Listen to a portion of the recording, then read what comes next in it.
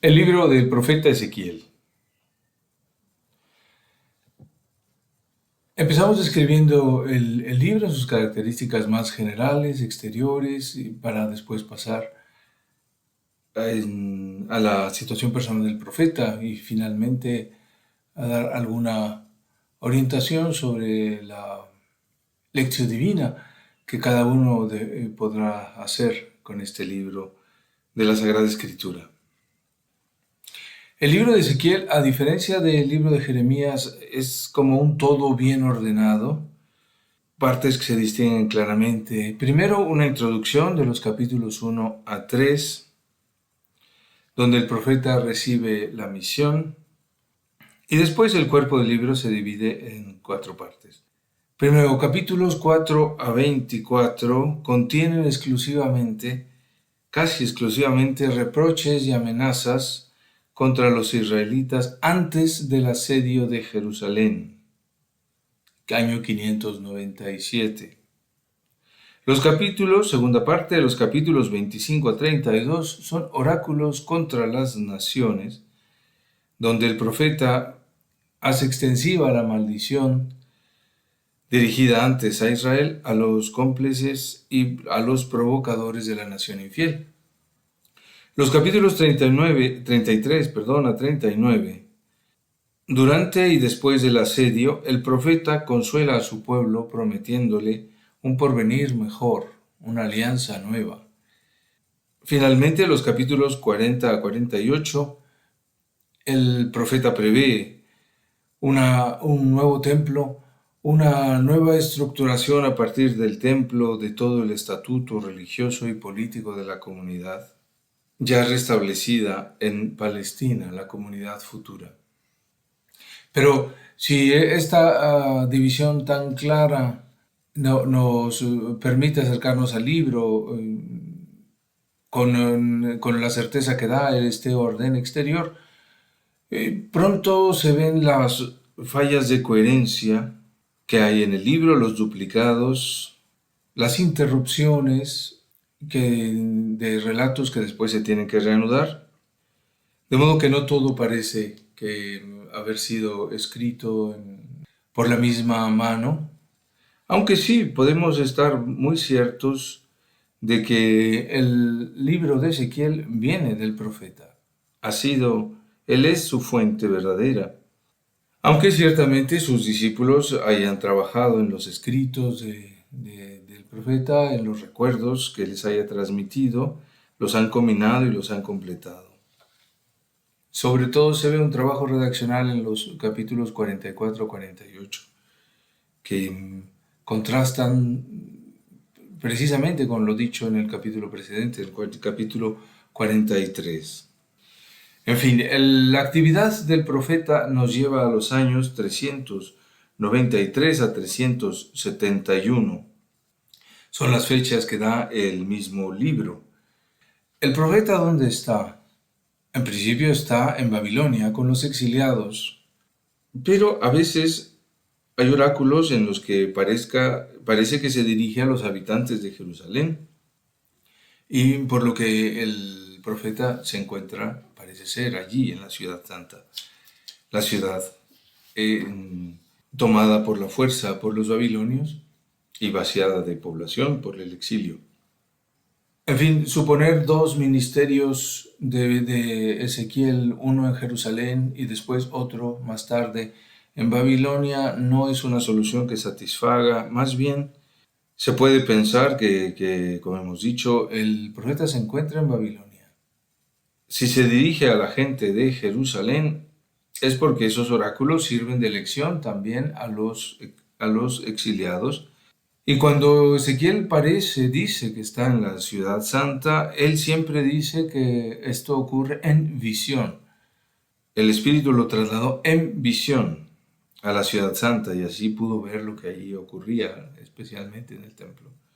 Y por eso la hipótesis de un doble ministerio, uno en Jerusalén, otro en Babilonia, hoy se sostiene poco. Como sea, aún así es siempre una misma gran personalidad del profeta Ezequiel la que el libro nos muestra. Es muy característico de Ezequiel el hecho de que él es un sacerdote. Su mayor preocupación es, por tanto, el templo. El templo manchado por los pecados de Israel, por ritos impuros. El templo que la gloria de Dios abandona, según el capítulo 10. Y el templo futuro, a donde regresa la gloria de Dios. El capítulo 43. Este templo es escatológico. No se debería identificar con un proyecto histórico de reconstrucción del templo, como el texto lo hace evidente. Como sacerdote se preocupa por el culto, por la observancia de la ley,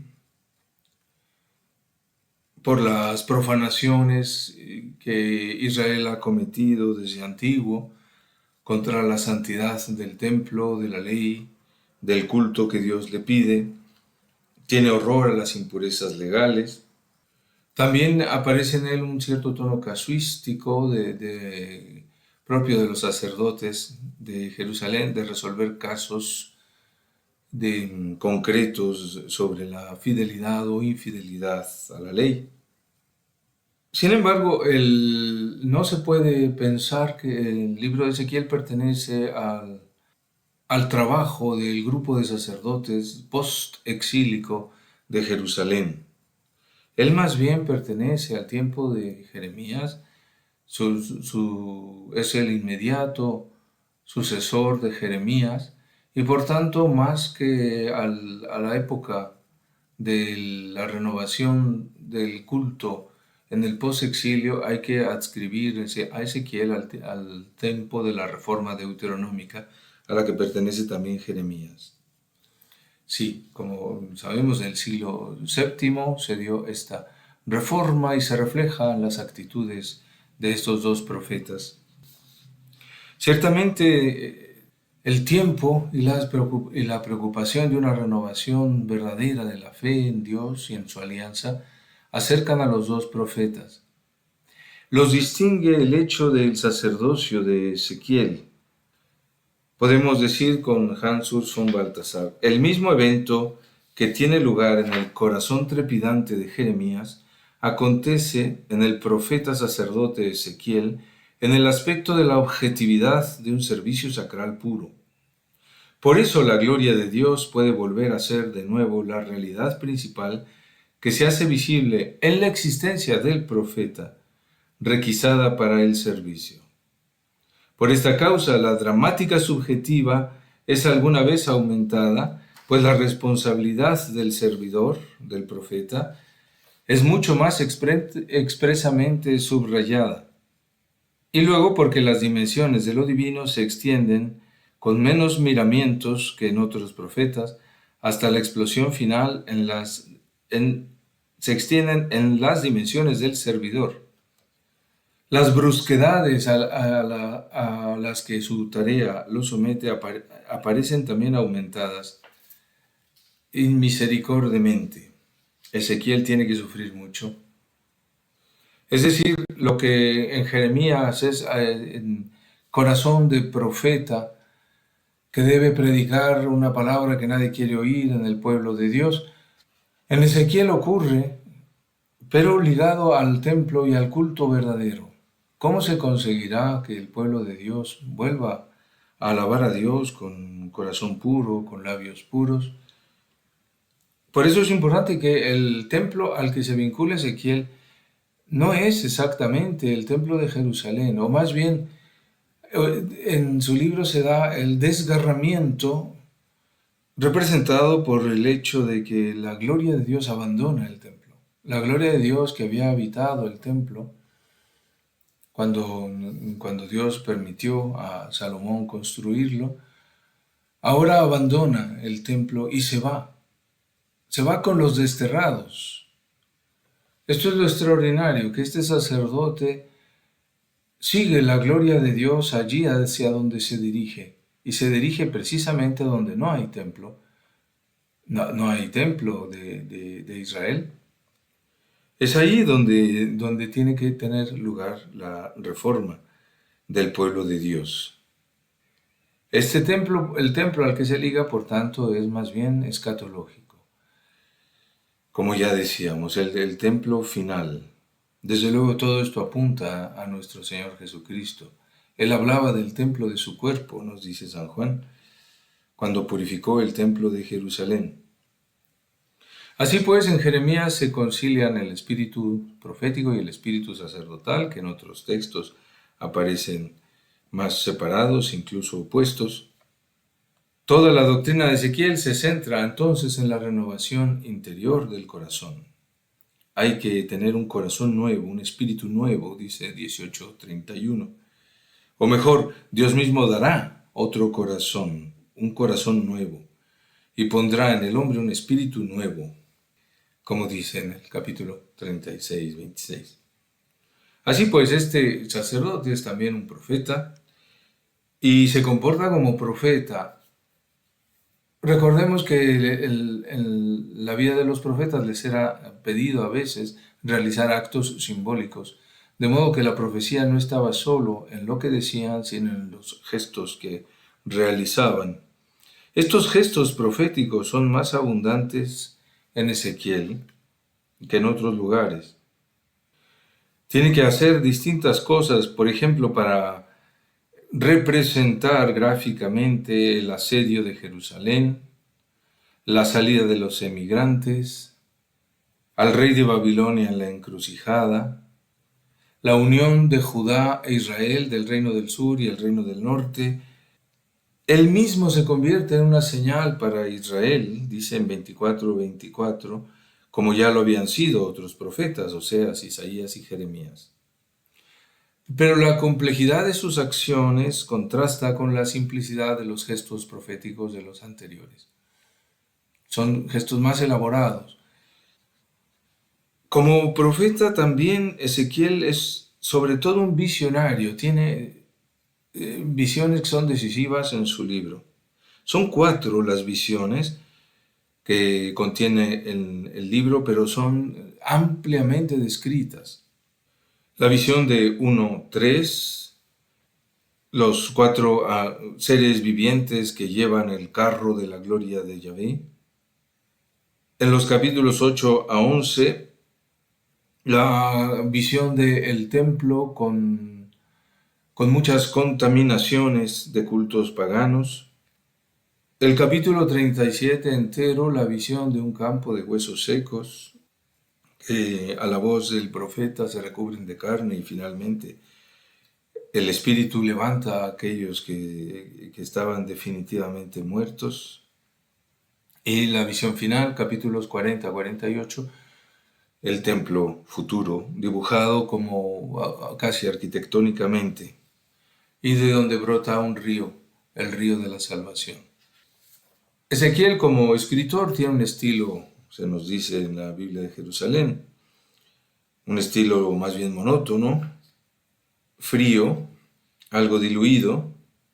Digamos que la potencia visual de su libro deja el uso de la palabra desde el punto de vista literario en unas condiciones más pobres.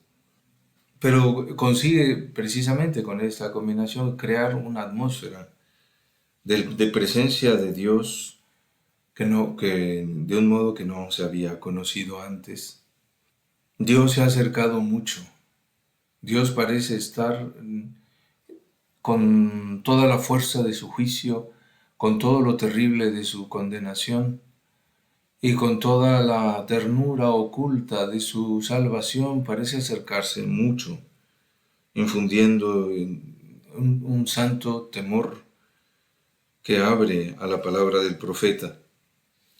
Ezequiel es novedoso en algunos puntos, se suele señalar. Abre un camino nuevo también en lo doctrinal. No el recuerdo de la alianza antigua, el recuerdo de los padres del Sinaí aparece muy esporádicamente. Más bien siempre se trata del presente de Yahvé, que se encara con su pueblo, que le echa en cara inmisericordiamente sus faltas. Todo apunta hacia una nueva alianza. Esto lo habíamos encontrado ya en Jeremías, la promesa de la nueva alianza, y en algún punto en alguno de los otros profetas. En cuanto al mesianismo, no aparece aquí la regalidad. El futuro David será más bien un pastor. Es más, Dios mismo será pastor. Las figuras poderosas del rey vencedor se transforman en la figura delicada del pastor que se ocupa de las ovejas, que cura a las heridas, que va detrás de las extraviadas. Dios es tan inmediatamente el pastor que no parece haber lugar para la teocracia de un rey mesiánico distinto de Dios mismo. Es novedoso también en cuanto a la descripción de una gracia que precede. El pueblo no se arrepiente y Dios perdona. El arrepentimiento vendrá después. El Nuevo Testamento nos dirá lo mismo, es más, nos describirá por qué es así y no puede ser de otra manera. El perdón está ofrecido. El pecado se reconoce solo delante del Redentor. Vamos a ver ahora algunos aspectos del libro de Jeremías siguiendo la exposición que hace de este libro Hans Urs von Balthasar en su libro sobre la antigua alianza. Primero, la gloria de Dios. La teofanía de la gloria de Dios en Ezequiel, capítulos 1 a 3, es la más grande y la más amplia de la Biblia. A orillas del río Quebar se abrió el cielo, en Babilonia, ¿verdad? Se abrió el cielo, una expresión que en el Antiguo Testamento no aparece más que aquí. Y tendrá paralelo, sí, ciertamente en el Nuevo Testamento, en el Apocalipsis y en Hechos 7, en el martirio de Esteban, que termina cuando el cielo se abre y él ve a Jesucristo en su gloria. Pero en el Antiguo Testamento es el único lugar donde se abre el cielo. Es sorprendente que la gloria de Dios se manifiesta en el exilio, ya lo hemos dicho, fuera del templo de Jerusalén, fuera del territorio de Israel. La gloria está con los deportados. Por eso, ya lo hemos dicho, la gloria abandona el templo en el capítulo 10 para regresar solo al final, en el capítulo 43. El trono de Dios es móvil. Esto en esta primera visión de la gloria de Dios. Es un carro portado por 4 seres vivientes que serán identificados como querubines en los capítulos 9 y 10. No se escucha ninguna palabra, solo el profeta ve el carro y el movimiento del carro, su desplazamiento, su elevación. Él ha caído rostro en tierra y al ver la gloria de Dios, y solo la palabra que se le dirigirá lo levantará. Pero durante la visión él solo ve y describe con cierto detalle a los portadores del carro que tienen forma humana, tienen 4 caras y 4 alas. Esta aproximación a la figura humana de la gloria de Dios es una novedad en la Biblia. Los 4 seres vivientes son movidos por el fuego del Espíritu de Dios, con un movimiento que va siempre hacia adelante, por tanto nunca hacia el pasado, característico de Ezequiel, pero en contacto entre ellos porque se tocan con las alas. Cada uno es como la misión personificada, en donde coinciden la decisividad, caminan siempre hacia adelante, con mucha determinación, y al mismo tiempo la disponibilidad, la obediencia. Portan la gloria de Dios y van a donde es necesario que vayan. La mayor espontaneidad y la mayor disponibilidad se unen para obedecer al Espíritu de Dios, y desde ellos irradia el fuego incandescente de Dios. Pero hay una figura superior por encima del carro, que es una figura humana. Dios parece aparecer así, insinuarse, es una figura un poco difusa. Por encima de la bóveda, dice el capítulo primero, que estaba sobre sus cabezas de los cuatro querubines, había algo como una piedra de zafiro en forma de trono, y sobre esta forma de trono por encima, en lo más alto, una figura de apariencia humana. Era algo como la forma de la gloria de Yahvé. Así caí rostro en tierra y oí una voz que hablaba. Sí, se describen rayos, relámpagos, que pueden recordar al monte Sinaí, la alianza, según el libro del Éxodo. Solo que si ahí la gloria de Dios se anunciaba verticalmente mediante los relámpagos, aquí la gloria de Dios se desplaza, es móvil. En segundo lugar, Dios y el profeta. El profeta ha caído sin poder resistir en pie la primera visión. Solo la palabra que se le dirige lo levanta. La gloria, se diría, es hasta tal punto omnipotente que solo ella puede darse a sí misma un interlocutor. Ante Dios nadie puede estar de pie. Pero la gloria misma puede suscitar el interlocutor que se requiere para que sea enviado. A partir de aquí aparece la expresión hijo de hombre, con la que Dios se dirige al profeta, hijo de hombre. Una expresión que subraya, desde luego, la distancia de la reverencia, la adoración y el servicio. Hijo de hombre, o sea, tú no eres Dios, pero Dios te llama. Hijo de hombre llena la piedad de Ezequiel de reverencia al Dios que lo ha llamado. El profeta es enviado a una misión descrita como imposible, una tarea que parece inútil, sin garantías de éxito. Pero a Dios parece no interesarle, o más bien parece que, según Dios, el Ezequiel no debe interesarse en el éxito. Es enviado, te escuchen o no te escuchen, dice en el capítulo 2. Dios sabrá imponerse. Se impondrá por la salvación o por el juicio de castigo, porque en todo caso ellos, los destinatarios del mensaje de Ezequiel, sabrán que yo soy Yahvé. El yo de Dios aparece aquí con nuevo vigor. Es Dios el que garantiza la misión del profeta, que puede actuar sin ver ningún horizonte positivo en lo que hace, pero tiene que abandonar en Dios el resultado de la misión. El yo de Dios es muy característico en un sentido especial en Ezequiel. Se insiste en que Dios no hace las cosas por el bien de Israel, sino por sí mismo, por su propia gloria. Dios tiene celo de su santidad. Dios actúa por respeto a su propio nombre. Él jura por su vida que santificará su nombre, revelará su santidad y su gloria. ¿Qué hay del amor de Dios por su pueblo? ¿Hay aquí amor? Desde luego que tenemos que decir que sí, solo que por principio este amor está incluido en el círculo del yo absoluto de Dios lleno de su gloria. Eso hay que reconocerlo. El yo de Dios es el que decide amar. No hay ningún motivo por el que Dios deba amar a este pueblo.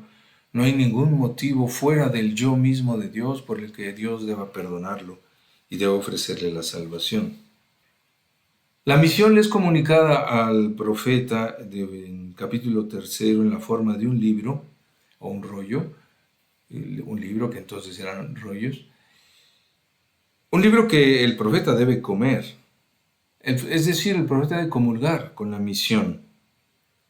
Y de modo que en adelante la misión no vive en Ezequiel, sino Ezequiel vive en la misión. Por eso, más que en los profetas que le preceden, toda la existencia de Ezequiel es requisada para la misión. actúa y debe actuar con una gran responsabilidad. Dios acentúa la responsabilidad del profeta. Dios carga sobre él la posible conversión de los que le escuchan.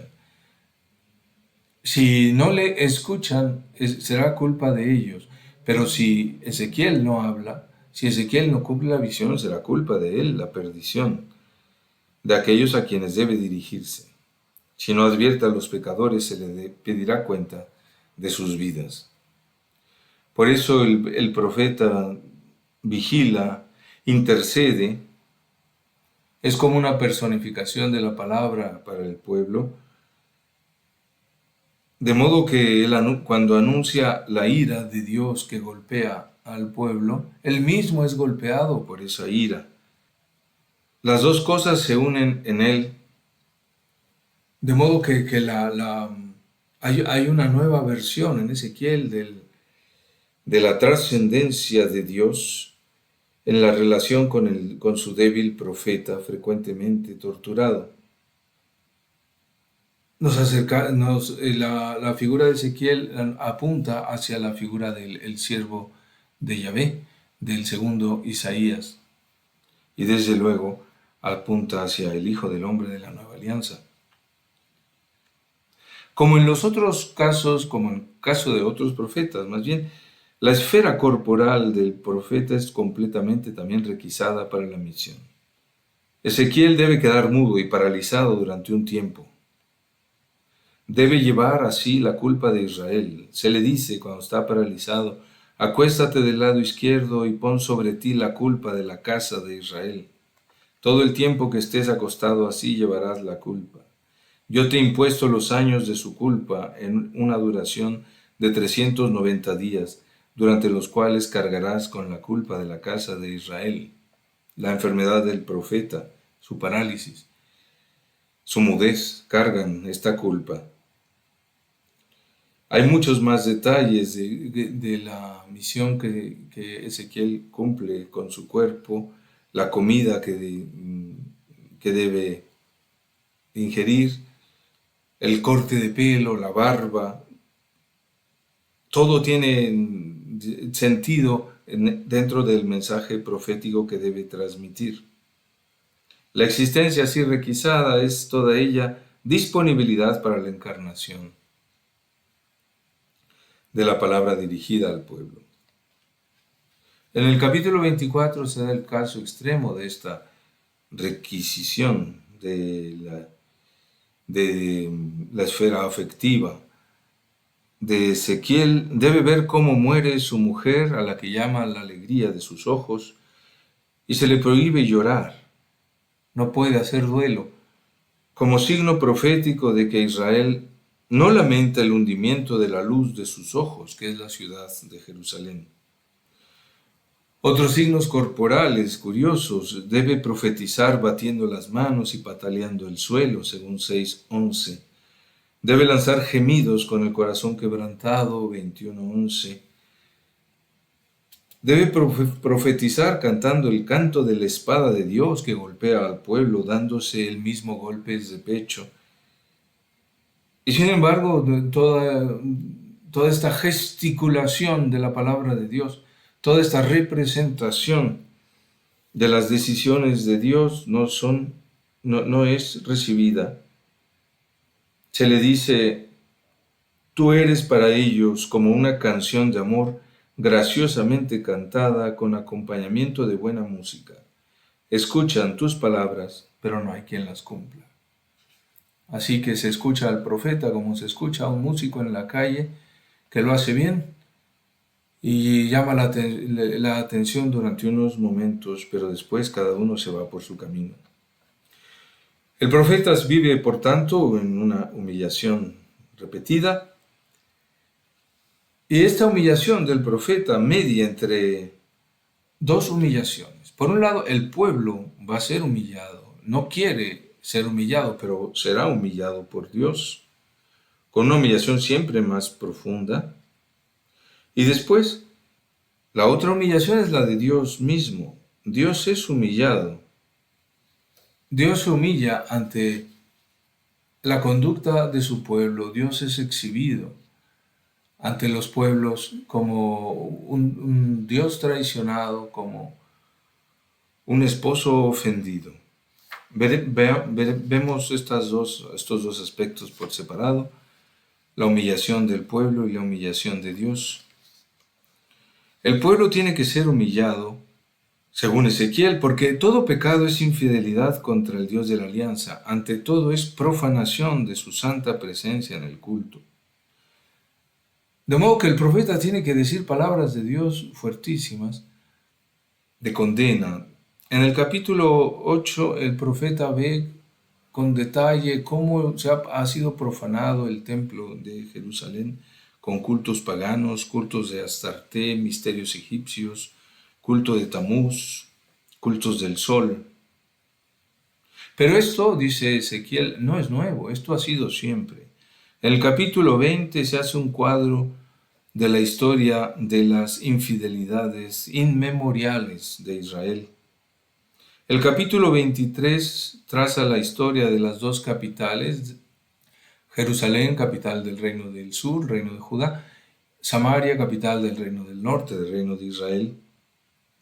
Las dos son dos hermanas que se prostituyen.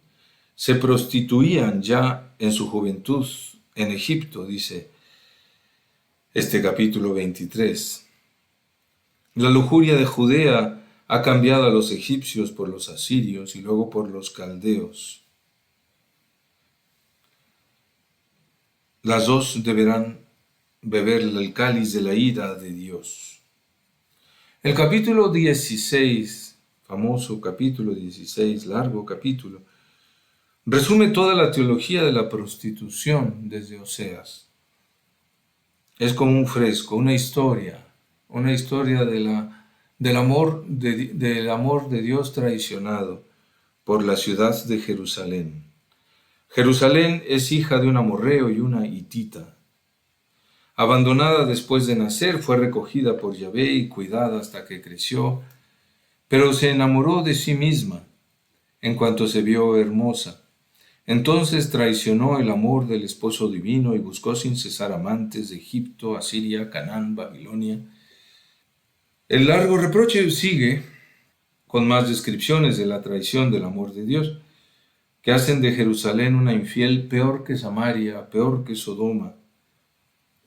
Dios tendrá que humillarla, la exhibirá desnuda ante sus amantes y la entregará a su violencia, porque la ciudad será destruida y serán destruidos los santuarios idolátricos en los montes, en las alturas, como se suele decir, que aquí son llamados prostíbulos, los santuarios idolátricos.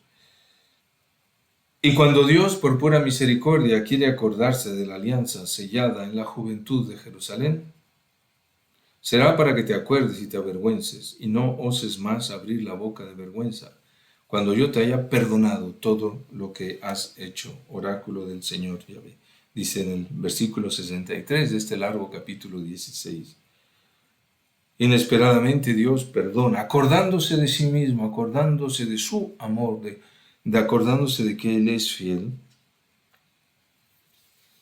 Otra imagen querida en la Biblia, pero usada aquí para humillar al pueblo, es la de la viña. Está en el capítulo 15. La viña a la que canta el Salmo y cantan Oseas, Isaías y Jeremías, ahora es simplemente leña que se arroja al fuego. De modo que la fertilidad ha desaparecido. Convertiré esta tierra en desolación porque han cometido infidelidad, oráculo del Señor Yahvé. Una imagen más de la humillación es la del desierto. El desierto que en Oseas y en Jeremías tiene las características de la ternura, de la nostalgia, de la época del desierto, de intimidad con Dios. El desierto de Ezequiel es puro vacío y el resultado de haber sido todo calcinado por el fuego, por los fuegos de la perdición. Os conduciré al desierto de los pueblos y allí os juzgaré a la cara. Os haré pasar bajo el cayado y os haré entrar por el aro de la alianza. Separaré de vosotros a los rebeldes, a los que se han rebelado contra mí. Les haré salir del país en que residen, pero no entrarán en la tierra de Israel, y sabréis que yo soy Yahvé. Así pues se vuelve a cumplir, solo en el desierto Israel vuelve a encontrar a Dios.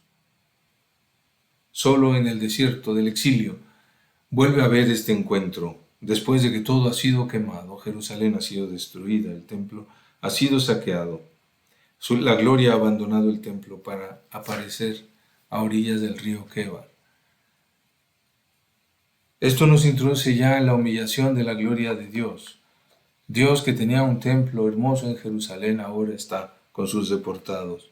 La gloria tiene que ser entendida de otra manera. ¿Cómo hay que entenderla? A partir, sugiere siempre Hans von Balthasar, de la tarea de purificar, que en Ezequiel aparece más que en ningún otro profeta, la tarea divina de purificar. El fuego que debe aniquilar Jerusalén está tomado del centro de la gloria incandescente de Dios, según el capítulo 10, cuando se ordena al ángel: métete entre las ruedas, debajo de los querubines, toma a manos llenas brasas ardientes de entre los querubines y espárcelas por la ciudad. Así pues, Dios se reserva castigar a Israel, pero desde una cercanía tan próxima es la gloria misma de Dios la que castiga, que escandaliza a los piadosos, pues compromete su vida, Dios compromete su vida y su santidad en lo que se propone. Dice en el capítulo 20, por mi vida, oráculo del Señor Yahvé, que yo reinaré sobre vosotros con mano fuerte y tenso brazo, con furor derramado. Os haré salir de entre los pueblos y os reuniré de los países donde fuisteis dispersados, con mano fuerte y tenso brazo, con furor derramado. En efecto, Dios se ha cansado también de los malos pastores, y entonces será él mismo el pastor de su pueblo, como se dice en el capítulo 34. De nuevo el yo de Dios, el yo que se compromete de tal manera que parece abajarse, parece acercarse demasiado a su pueblo, el Creador parece estar demasiado presente en las criaturas. El amor le hace actuar así.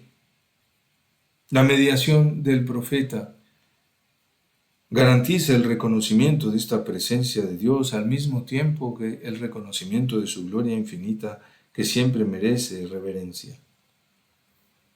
Me parece que la aportación principal de estas páginas de Hans von Balthasar está en lo que él describe como una cirugía in misericordia. La cirugía de Dios, que entra Él mismo con su gloria, humillándose con el pueblo que ha tenido que humillar y penetrando en el corazón del pecado, purifica todo lo que tenga que purificar. Una cirugía in misericordia, que es una acción de la ternura más oculta. En Ezequiel Dios se humilla más que nunca para alcanzar la purificación de su pueblo. Con su más propia gloria, Dios purifica a fuego a su esposa infiel. El fuego que arde en torno a Dios y el profeta es la brasa inexorable del amor absoluto, humillado por la prostituta Jerusalén, por las dos prostitutas Samaria y Judá, para ser sacrificado por ellas a la burla de todos los pueblos con los que las prostitutas se divierten. Babilonia ha humillado al pueblo de Dios, ha humillado a Dios. Dios ha tenido que permitir la humillación de su pueblo, no sin ser él mismo humillado. Y por eso hay que partir de aquí. Desde el punto cero del incendio y del desierto, el amor de Dios puede erigir un reino puro por el perdón de los pecados, por la limpieza de las manchas con agua pura, sin ningún mérito, como se dice en el capítulo 36. Porque efectivamente en este capítulo se muestra el gran resultado, el gran giro que ocurre en esta época del exilio. Se anuncia la nueva alianza. Israel vuelve la mirada hacia adelante, no hacia la alianza antigua, sino hacia la alianza que vendrá. Y producirá un nuevo estatus del pueblo de Dios por el cambio de cada uno de los israelitas. Y os daré un corazón nuevo, infundiré en vosotros un espíritu nuevo, quitaré de vuestra carne el corazón de piedra y os daré un corazón de carne, infundiré mi espíritu en vosotros y haré que os conduzcáis según mis preceptos y observéis y practiquéis mis normas. Habitaréis la tierra que yo di a vuestros padres, vosotros seréis mi pueblo y yo seré vuestro Dios. Se completa este anuncio con la visión del capítulo 37 de los huesos secos que se cubren de carne y finalmente viven por el don del Espíritu. Se anuncia todavía una batalla más, capítulos 38 y 39, pero Dios deberá pelear solo. Manifestaré mi santo nombre en medio de mi pueblo Israel. No dejaré que vuelva a ser profanado mi santo nombre, y las naciones sabrán que yo soy Yahvé, Santo de Israel. 39:7. La imagen exterior de este evento interior, la purificación de los corazones, es la visión del regreso de la gloria de Dios al templo renovado, capítulo 43, 1-9. De nuevo la gloria del Señor llenaba la casa, se nos dice aquí. Este santuario es, desde luego, ya lo decíamos, escatológico, y se completa con la imagen magnífica de la fuente de vida que emana del nuevo templo, y bajando hasta el mar muerto se ensancha poderosamente. Esta es la última visión de Ezequiel que el Apocalipsis de San Juan retomará. El río inagotable que nace de la ciudad de Dios que lleva la salvación de Cristo al mundo entero. Terminan el libro con capítulos 44-48 con las descripciones detalladas del templo. Estos son, como ya decíamos al principio, un añadido posterior. La última palabra de Ezequiel es ese río de agua inagotable. Eso que celebramos también en la liturgia bautismal del día de Pascua. Un agua que emanaba del lado derecho del templo. ¿Qué lado es? El lado derecho del templo que vio Ezequiel es también el costado abierto de Jesucristo.